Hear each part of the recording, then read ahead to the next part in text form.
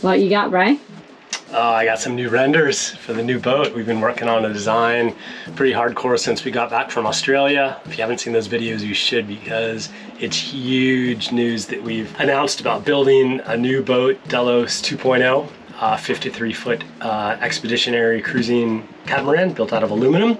It's a really fun process, and I've just been going through the design and like tweaking things, and I got some more renders back from David, and I want to show them to you. Oh yeah. I'm so excited.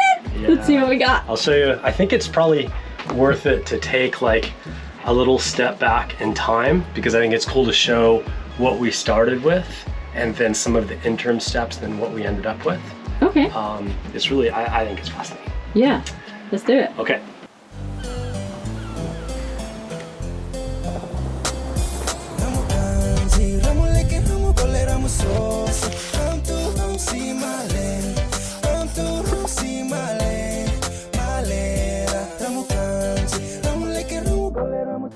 So this right here is the original, what it looked like. Yeah, this is what we kind of looked at first, right? This is what we first looked at, and I was like, okay, this design is cool, it has a lot of potential, but I really think that we can change a few things. Like, one of the first thing I noticed is that, you know, we would never want to have a short roof like that. The traveler is sort of in the way, but a very good starting point.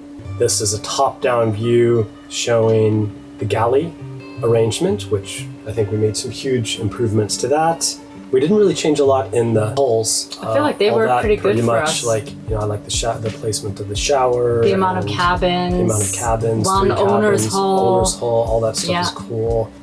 Here's kind of like a look and render of what the kind of salon galley area could and be. Things that I straight away freaking love was like both of us was the forward cockpit and then like the inside helm. Yeah, I thought that was very cool for the type of sailing that we like to do. Here's another view showing kind of from a different angle with the dual cabin arrangement with one head and one shower in the middle. So we felt pretty strongly about we don't really need 4 heads and 4 toilets. 3.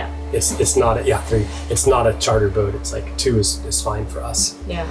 And then this is like the owner's suite with the bed and the washing machine, and then you know, storage and forward head, and then a little look out the back of the boat, just showing kind of like the view and the galley and everything. So there's like a lot of windows in it. It's quite open and airy, which I like. So that was the initial design. This is looking forward. And then if you go to what our first changes were, so what you can see on this one right away is we said, well, you know, we spend so much time in the cockpit and the aft of the boat. Why would you have it give you like 1 meter of protection from sun and from wind and from rain and everything? And so we're like, well, why don't we carry that back super far? Like, let's take it all the way back towards the end of the boat, because if you look like what most people do on their boats where the roof stops, then everybody builds davits for solar panels and extra space and extra shade. You're like, well, why don't you just design that in from the very beginning instead of doing it as an afterthought? And then we noticed, well, if you do that, it gives you this incredible amount of solar panels on the roof. It allows you to move the traveler for the main up there, because that's now a reinforced section of the roof. So it clears up all that stuff out from the cockpit. It also gives you a lifting point for the dinghy, so you don't need to have like davits low. You can actually lift it from the end of the roof, which I'm pretty excited about. That's a great one. Yeah, this is another cool view. I mean, the rudders and everything, it has Maggie in there. So the cool thing about this is then we said, well, if we have all this protected area from the aft cockpit roof, then why don't we utilize that somehow? And so instead of having davits, which are just hanging over the end of the boat, why don't we get rid of the davits, replace it with a platform where you can actually stow Maggie on a solid platform, and then give you the ability to like 360 kind of walk around. So you can walk from like the cockpit, the aft cockpit, around to the side and then onto the platform. When Maggie isn't up there. And I think that is something that is like pretty amazing. Yeah. And I mean, a lot of these things also was when we looked at Delos and we went through our positive and negative list, right? We actually did a video about that too. And just, you know, putting a lot of these things that we would like to continue to another boat and like what we would like to change and stuff. It's been really, really cool to work through what the perfect boat for us would be. Yeah. You know? Yeah. Like it's just so amazing. Yeah, and since it's a custom boat and it's an aluminum hull and there's no mold that needs to be built, we can pretty much within reason do whatever we like. Although there is a cost to every change that you do. There's design time, it's fabrication time, everything. So. I want to take a little pause here from the design talk to talk about two questions that we've been getting a lot of lately. Number one, how much is it going to cost to build this boat? That topic in itself is probably enough for an entire video just on its own. So we're going to tackle that as we get into the project itself. And number two, how are we going to afford to build this boat? Spoiler alert, no, we did not win the lottery, and absolutely no, we are not getting a free boat. But in all transparency, we really hope to be able to negotiate some deals and discounts as we go. So for example, when we find the propeller that we think is the absolute best for our propulsion system, or the solar panels that are just gonna top up our batteries by noon, we hope to be able to negotiate some deals and discounts directly with the manufacturers. And in some cases, I really hope that we're even gonna be able to get some things at the manufacturer's cost, which will help us out immensely. But for the most part, we're gonna do it the old-fashioned way. So we've lived on Delos for a long time. We've lived very cheaply and very frugally as we've traveled, and we've worked hard and we've scraped together all of our pennies into a little savings account. And now we're gonna blow through those savings to build this new boat. In order to pull it off, we're gonna continue to make the best videos that we know how and represent brands and products that we really believe in.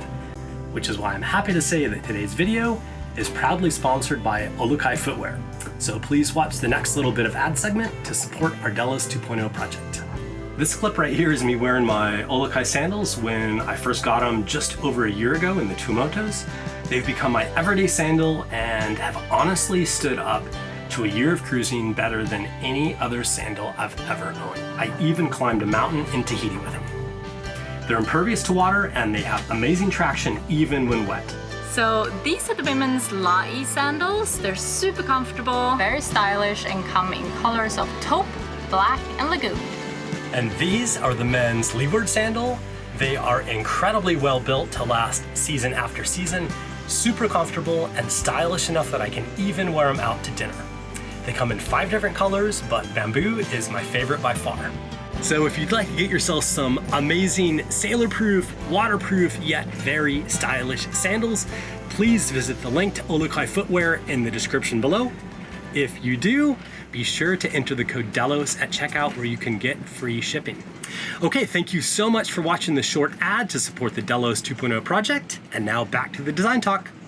So that was like the first major set of changes. This is basically showing our latest render of the back. So what you'll notice here is like the roof supports, and we've moved them far outward, which kind of like, instead of having those poles in the center, now they're moved all the way out. The roof has been widened because when I was on the one in Australia, Matilda hole number 1, it started to rain and I saw exactly where the water ran off of every edge and into the cockpit, and I was like, well, if we were to make the roof a little bit wider at these points, then it's going to help a lot with that. So we did that. I've got another drawing with that. And then one thing that I'm super excited about is we got inspired to do a outside galley. And so what you're looking at here, instead of having seating all the way across the back, because that would have been like 4.3 meters of seating. Like you could have fit 15 people like along there. We just don't need that much seating. And so we pretty much cut that in half and we said, okay, we'll keep seating on one half, but the starboard side, let's utilize that for an outside galley. And so we have room for a sink, we now have room for a barbecue grill, a stove, and probably like a fish cutting fillet prep station. I'm really excited about this outside kind of like... I'm excited too. Little kitchen area. I think it would be amazing to just be able to have some of it outside. Yeah, I think definitely. It's so cool. And then while we were at it, we said, well, why don't we go ahead and since we have this giant roof area for solar panels, then we can build water catchment into it. And so this image is basically showing another render, and it might be a little hard to see on this view, but there is a little lip that runs all the way around the roof that not only prevents water from like running off the side in a concentrated stream on your head, just like a rain gutter in a house. Yeah. It also is water catchment. Here's a side profile. And then, this shows better. So this is the actual roof right here. This hole would be to direct the water down through like a filter and a valve, so we can either put it overboard or into our tank after we filter it. Yeah. And then this lip is 4 centimeters tall. So those are some of the changes that we've been focused on, that I have drawings of. We've also done things like add like a watertight bulkhead door so that we can get into the bow lockers from the holes, because I'm going to have my shop up there and stuff. We've also changed the galley around. And so what we're looking at is, remember how the original galley was like kind of a U shape, but it was facing forward. So you had to walk in and then you had to walk around. I really think the galley on Delos is very functional. And so we kind of modeled the inside galley after the one on Delos. And so I love the kind of breakfast bar idea, and that the sink is like facing out towards the back salon kind of area. And there's been some other tweaks and stuff, but that's most of the main visual stuff. So I mean, it's some, but it's not like a lot. No, but they're pretty functional changes. I think. And we're not done. We're still tweaking stuff. I've still got like the whole hybrid parallel electric diesel system to design, and the whole electronics package, and how the inverters are going to work, and the batteries. And I mean, there's just like, I'm really nerding out. Yeah. It is really special though, and it's cool to be able to kind of just like go through these changes and just like make it into our boat. Yeah. And the best boat that we can possibly build. Yeah, and we get to have a hand in everything, from the design to the build through it. So so that's where we're at and what we're up to. I want to hear like what are you guys's, like what would be your thing that you would like want on a boat? Like if there's anything that you guys, when you see this and you're like, I would definitely need that, like please share it in the comments, because I think it's really cool to see what other people would like and stuff. So I love it. As exciting as it is to think about our future aluminum dreamboat, in the meantime, our trusty aluminum dinghy that's been by our side for more than a decade just got a little facelift of her own. Looking so sharp, Ryan! Sit on it, Kaz. Tell me what you think. Oh yeah! It's not even hot. Did it burn your butt? No, it didn't. Our dinghy Maggie has been the epitome of reliability and durability over the years. But the strong aluminum body that has made her such a workhorse does have one slight downfall. She gets insanely hot in the sun. A couple of years ago in Panama, we finally decided to do something about it, and we painted her with a deck tread paint that would give her a little bit of grippiness and keep us from burning our feet and booties. It worked great at the time, but looking back on it, I made a few mistakes in the preparation process. And now, about 2 years later, she was looking pretty rough. So about a week ago, I decided to take another crack at the job and do another application. I'm really happy with how it turned out. Yeah, it looks great, right? It's grippy. It was a bit of work. I worked on it over a couple days. Yeah. And here's a little flashback of what it took to get Burn Free Butts Part 2 on Maggie. Oh, Maggie, why are you looking so rough? I think I know what's actually going on. You know, I painted this with the Total Boat deck tread paint in Panama, and I don't think I did the surface preparation correctly. You know, Maggie at that time had already been in the water for 12 years, and aluminum naturally builds up like a layer of oxidation on it that actually protects it from salt water, but it also keeps other things like primer and paint and stuff from sticking. So I'm gonna give it another go.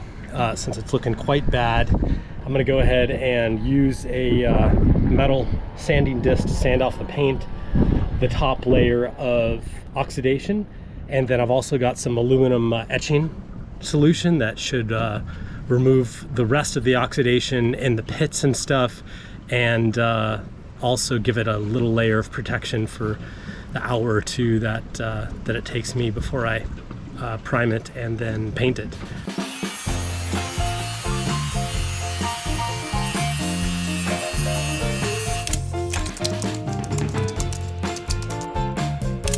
Wow, that was a lot of work. It went okay though. Good. Most of it got in the dinghy because I was able to kind of angle the grinder so that the dust came into the dinghy, which was nice. And now I'll just vacuum the dinghy up. This step was the one that I got wrong the first time around. All I did before was a light sand, but now with the grinder getting all the oxidation off, I'm expecting that the primer and paint will stay on way better this time. I put it up on deck here and you can just see how nice and clean it looks. So I'm really happy about that. And I've created a little rain shelter. It's not the best, but it'll keep some of the rain off because today I'm going to take advantage of the morning and do my best to paint it. First of all, last time I did this, I didn't grind it with the sanding disc like that. I just roughed it up a little bit.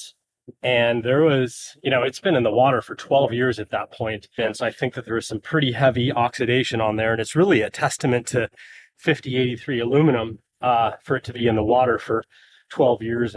And all it does is it basically forms this little layer of oxidation over it that helps actually to protect the aluminum from further corrosion. So this time I went ahead and sanded it. And then I am going to put on the Total Boat aluminum etch.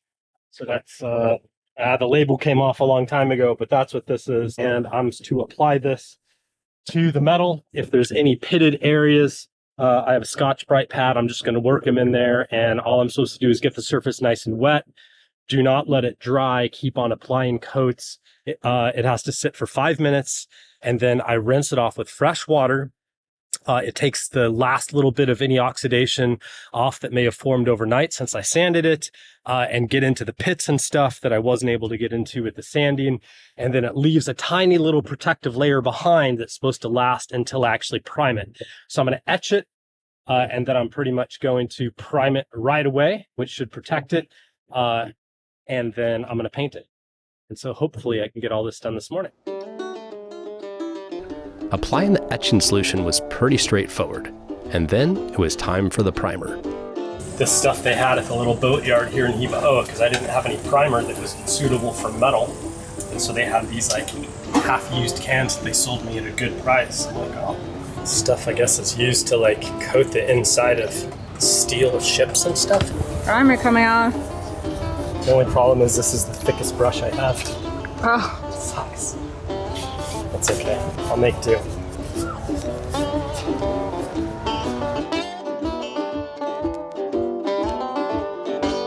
While I was waiting for the primer to dry, I set in on an equally important task as part of Maggie's makeover.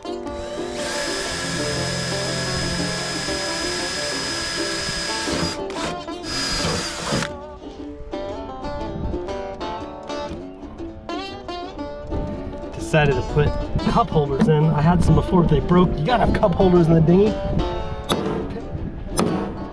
Yeah, check that out. Sweet. Boom.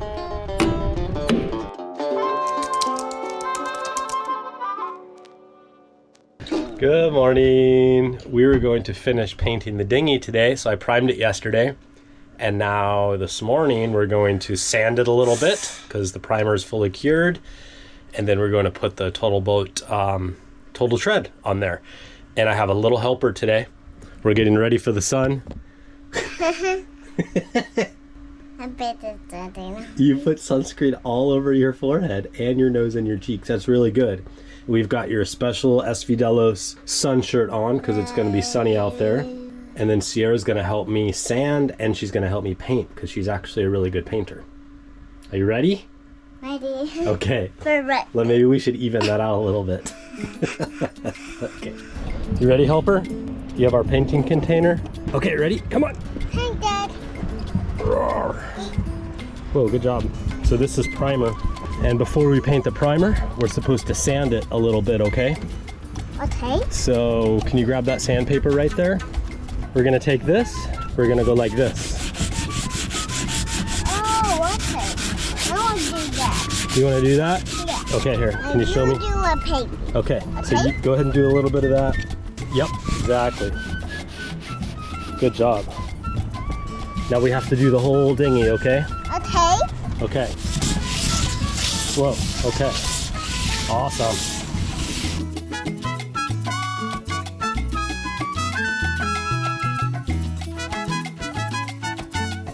I lost my helper.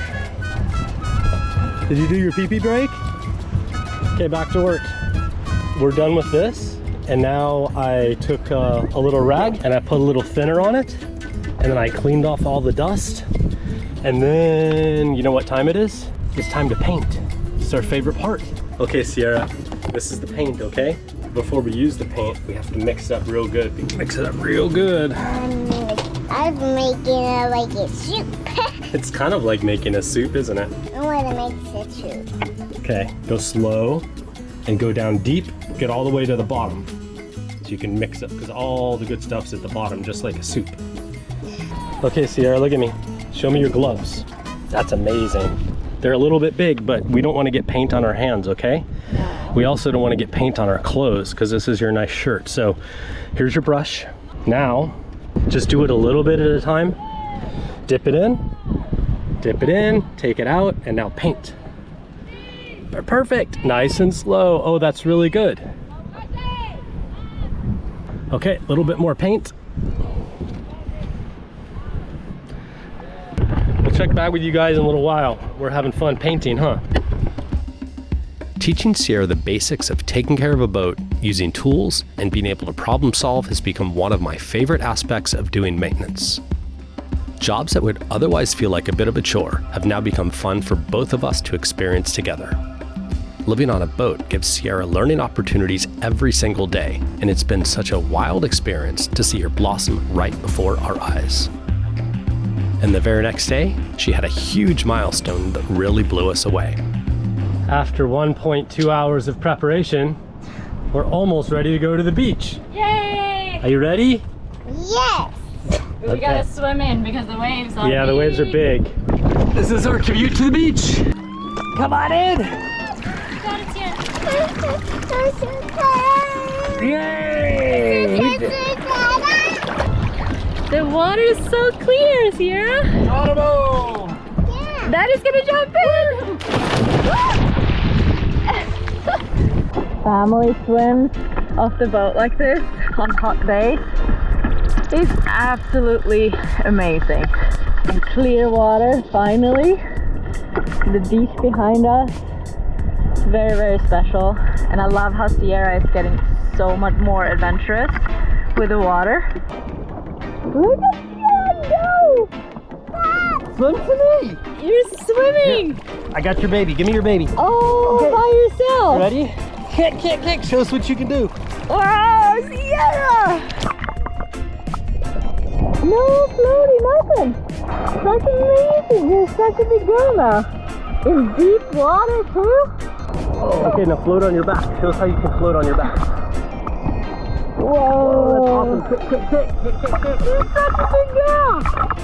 What a milestone, huh? Let's take a family photo.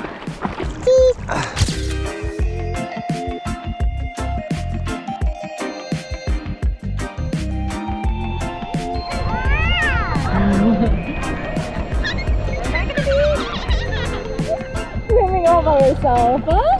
Look at you go.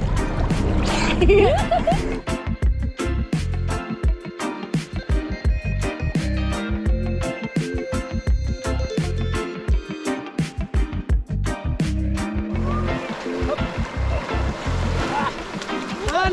Run! Yeah, he has the best style.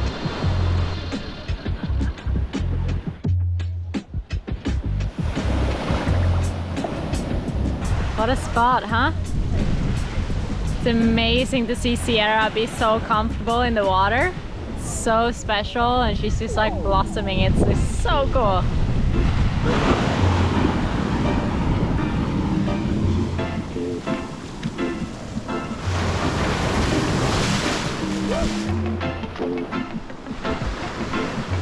Did Sierra find some new friends? She says she met them before in Tahanui Island, Oh. which sounds like it could be a real island, but I don't think it actually exists. She's Tahanui? like ditched us She just ditched us. for a bunch of Danish girls.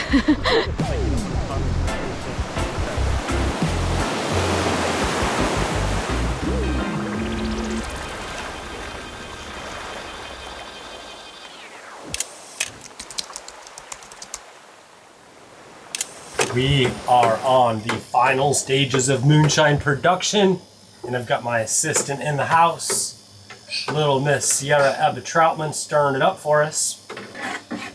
Get it, Nug, vigorously. The instructions say stir vigorously.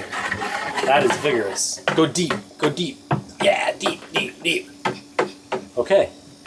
I think tomorrow we'll be ready to run it through the still, Nugs. Really? Ooh. Oh, that's exciting. Chemistry lesson. It's been a while since we've done a batch of Delos moonshine, but those of you that have been following along for a few years know that this has been a long-standing tradition on board for quite some time. Besides being a practical and affordable way to keep Delos stocked with the hard stuff, it's also something really fun to share when we have guests and a nice way to spread cruisily love wherever we go. It's a hobby that I've always enjoyed, and I love the feeling of being self-sufficient as possible, even when it comes to cocktail hour. But before we get to the finished product, let's travel back in time about 2 weeks earlier to where this batch all began. Okay, you ready? Good job, Sierra. Okay. Moonshine. Moonshining. Moonshine time. Starting young.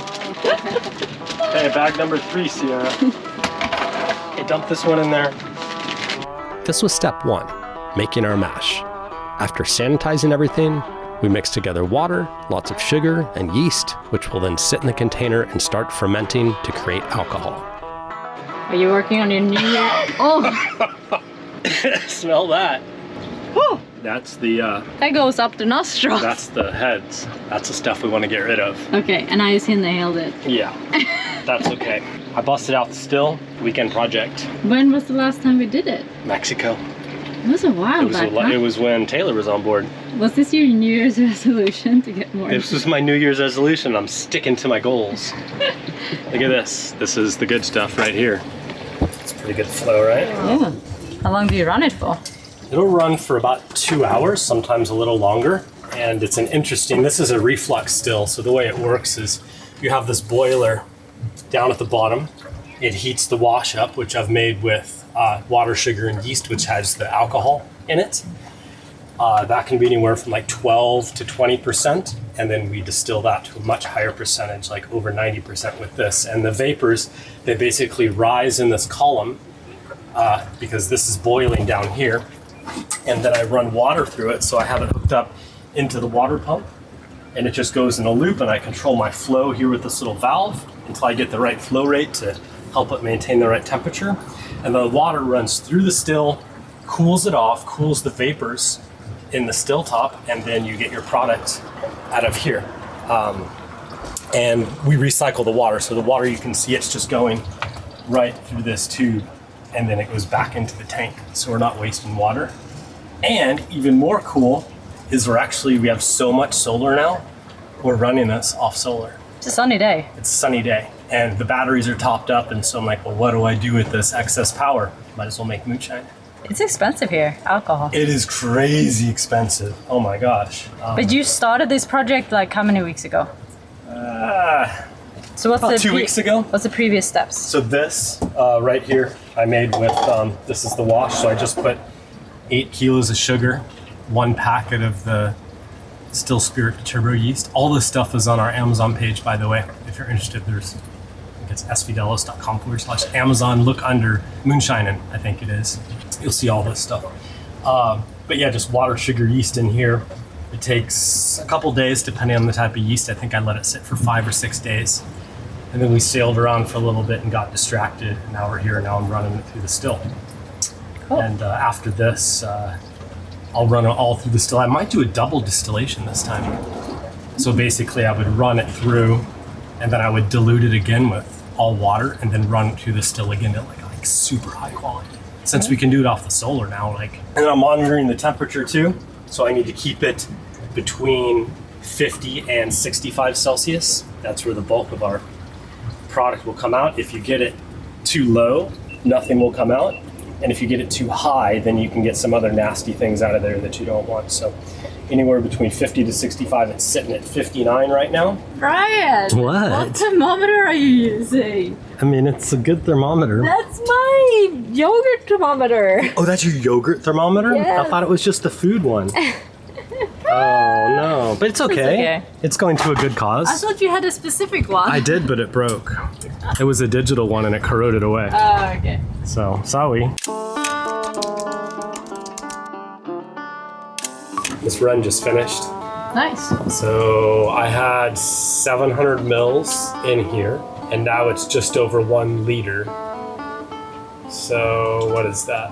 Well, I can't do math right now. Oh, my arms. It's like That's holding the wrong. camera really high. It's hard to tell because the boat is rocking, and so it swings anywhere between like half a liter and 1 liter in my little.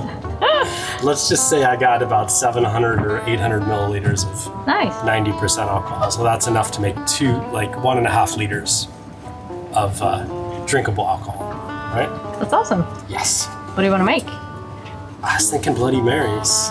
Do we have any tomato juice? No. I don't think so. How about gin? We can make gin and then I can just mix it with tonic or just drink it with ice. Yeah. Up next on Delos, it's time to depart the beautiful island of Tahawata. But some unexpected events change our sailing plans from a 40 nautical mile day sail to a 400 mile open ocean crossing. I do some of my best thinking on the toilets. Here's my answer. Was it a little bit scary or was it fun? A little bit scary? Yeah. But you laughed too. Yeah. How do you think it died, Sierra? Please take a heart and then put it in a box them. Then drop it in there. Go in there somewhere. See? Don't grab my necklace. That chokes me. Oh, you grabbing my ear instead? Aha. You can grab my hair. Ow. There we go.